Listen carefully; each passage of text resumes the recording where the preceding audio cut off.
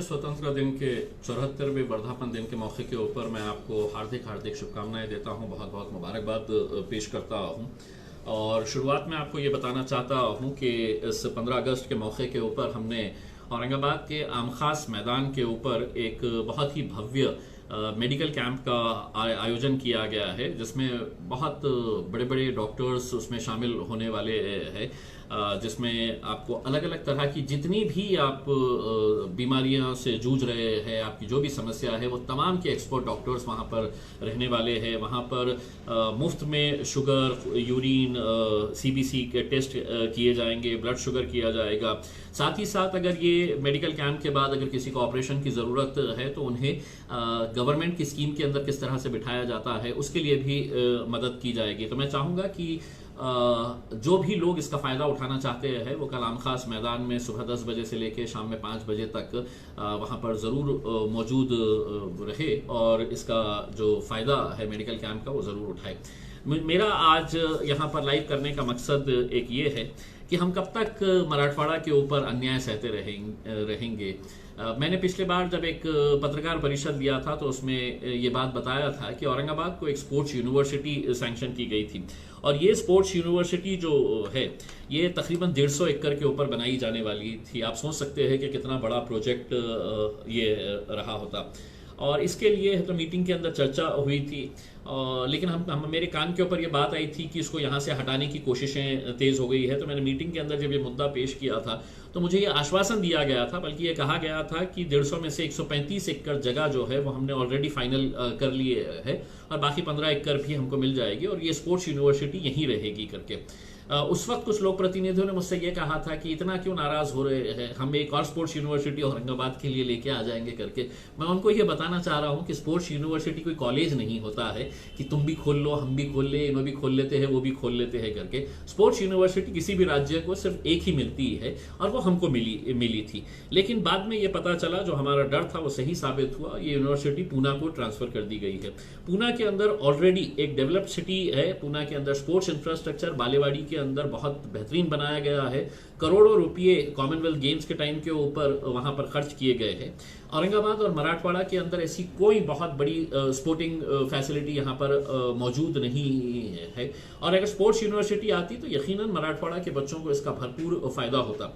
किसके बोलने के ऊपर, किसकी दादागिरी के ऊपर यहाँ से ये स्पोर्ट्स यूनिवर्सिटी चली गई है, और यहाँ के जो लोक प्रतिनिधि है या सरकार में बैठे हुए वो नेता जो मराठवाड़ा से ताल्लुक रखते हैं या मराठवाड़ा का इस्तेमाल सिर्फ चुनाव के वक्त में करते हैं, यहाँ पर आकर धार्मिक भावनाओं के साथ खेलने का काम करते हैं, जाति पाति का राजकारण करने का काम करते हैं, औरंगाबाद शहर के नाम को बदलने की राजनीति करते हैं, उन तमाम से मैं ये सवाल करना चाहूंगा, आपने मराठवाड़ा को दिया क्या है, औरंगाबाद को दिया क्या है? मैं आपको खुली चुनौती दे रहा हूं, आप मुझे बताइएगा कि आपने औरंगाबाद के लिए क्या क्या दिए हैं। और मैं सिर्फ किसी एक राजनीतिक पार्टी के बारे में बात नहीं कर रहा, अभी तो मतलब कांग्रेस, राष्ट्रवादी कांग्रेस और शिवसेना ये तीनों सत्ता के अंदर है, उनके भी नेता यहां पर है। उनकी भी जिम्मेदारी है कि पहले अपनी पार्टी के तलवे चाटने से बेहतर यह है कि अपने शहर, अपने जिले के बारे में सोचिए, जिस तरह से पश्चिम महाराष्ट्र और विदर्भा के नेता सोचते हैं इसमें। लेकिन हमारे पास तो हम इसके पीछे क्यों जाएंगे, मैं उसके पीछे क्यों जाऊंगा, इसकी राजनीति पार्टी अलग, ये राजनीति का मुद्दा नहीं है।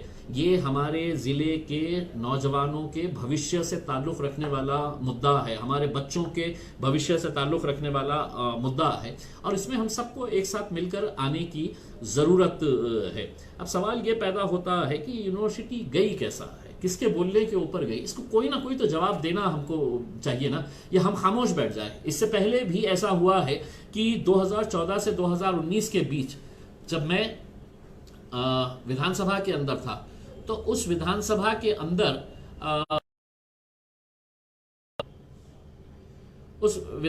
अंदर हमको ये बताया गया था कि इंडियन इंस्टीट्यूट ऑफ मैनेजमेंट, जो कि एक जग प्रसिद्ध इंस्टीट्यूट है, वो औरंगाबाद को मिल रहा है और यहाँ के लोगों की मांग भी थी।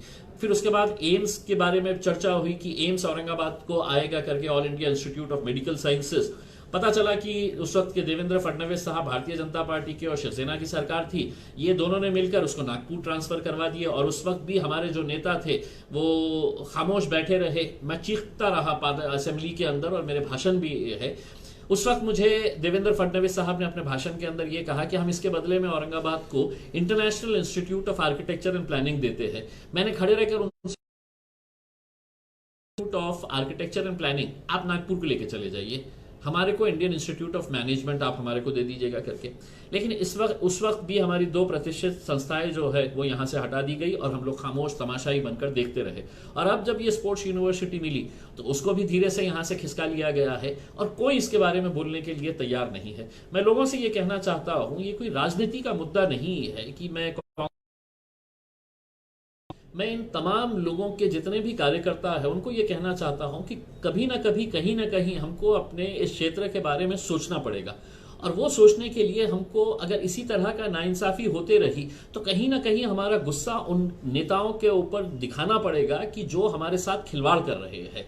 अब हमने ये तय किया था कि हम ये आंदोलन हमारा जारी रखेंगे। इससे पहले हमने डिविजनल कमिश्नर ऑफिस के सामने धरना आंदोलन दिया और हमारे नाराजगी का इजहार हमने किया। उसके बाद भारतीय जनता पार्टी भी सड़क के ऊपर उतर आई और उन्होंने भी ये मांग करी है, लेकिन इसका कोई हल नहीं निकला है। तो अब हमने ये तय किया है इस आंदोलन को और आगे बढ़ाएंगे। कल 15 अगस्त के दिन 9:05 के ऊपर विभागीय आयुक्त कार्यालय डिविजनल कमिश्नर ऑफिस के अंदर झंडा वंदन का कार्यक्रम है। और उस कार्यक्रम के बाद हमने ये तय किया है कि औरंगाबाद की जनता, तमाम जितने भी राजनीतिक पार्टी के लोग, जितने भी स्पोर्ट्स ऑर्गेनाइजेशंस है, ये सभी वहां पर आए और हम अपने गुस्से का इजहार, काले झंडे दिखाए वहां पे और काले झंडे दिखाकर हम अपनी नाराजगी का इजहार करें। मेरे ऊपर बहुत प्रेशर डाला जा रहा है कि आप ये आंदोलन मत करिएगा करके। मैं पुलिस को साफ ये कहना चाहता हूं, लोकतंत्र के अंदर ये सभी को अधिकार दिया गया है और अगर 15 अगस्त के दिन अगर हम ये नहीं करेंगे तो कौन से दिन करेंगे। इस दिन तो हम देश आज़ाद हुआ था और मराठवाड़ा के साथ इस तरह का जो अन्याय हो रहा है उसके खिलाफ आवाज़ उठाने के लिए मैं समझता हूँ इससे अच्छा कोई दिन हो नहीं सकता है। तो मैं तमाम जनता से अनुरोध करूंगा कि कल सुबह वहाँ पर आए डिविजनल कमिश्नर ऑफिस के साथ। मैं भी वहाँ पर आप लोगों के साथ में रहूंगा और हम अपनी नाराज़गी का इजहार हमारे पालक मंत्री सुभाष देसाई के सामने करेंगे और उनसे ये सवाल करेंगे कि आखिर किसके बोलने के ऊपर और क्यों यहाँ से एक स्पोर्ट्स यूनिवर्सिटी जो हमारे मराठवाड़ा के विकास के अंदर एक बहुत बड़ा योगदान रहता था, वो यहाँ से क्यों आखिर हटाई गई है। ये यूनिवर्सिटी दोबारा हम वापस औरंगाबाद को मिलने के लिए ये मांग करेंगे। तो मैं उम्मीद करता हूँ कि आप आएंगे, थोड़ा वक्त निकालिए लेकिन ज़रूर आइएगा, क्योंकि यह आपके बच्चों के भविष्य से ताल्लुक़ रखने वाला मुद्दा है। बहुत बहुत शुक्रिया, धन्यवाद।